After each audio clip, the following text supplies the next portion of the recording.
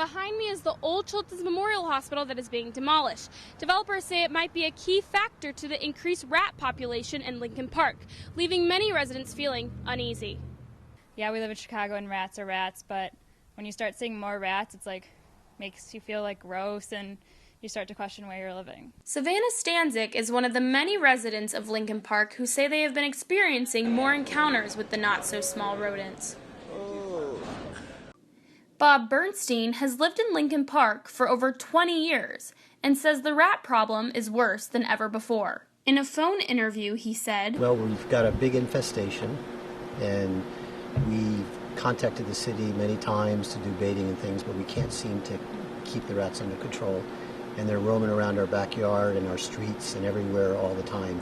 In order to combat the problem, Bernstein says he puts poison in rat holes, uses rat traps, and smoke bombs to kill the rats that are bombarding his home. So what is the city doing? In an email from the 43rd Ward's Director of Communications, Julia Battista, she says Alderman Smith worked closely with the Department of Streets and Sanitation to craft the strongest rodent abatement coordinates in Chicago's history. The new law requires above-ground bait boxes surrounding the perimeter of construction sites throughout the time that excavation begins until the construction is completely out of the ground.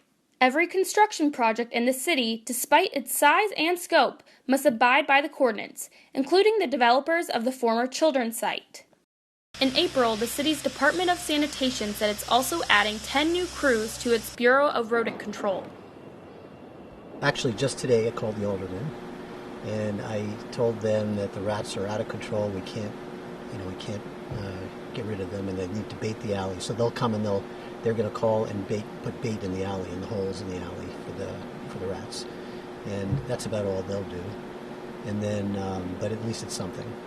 Regardless of the city's efforts, Lincoln Park rats don't seem to be going anywhere soon, as the demolition of the old hospital isn't scheduled to end until November, and construction around the city will continue into the summer.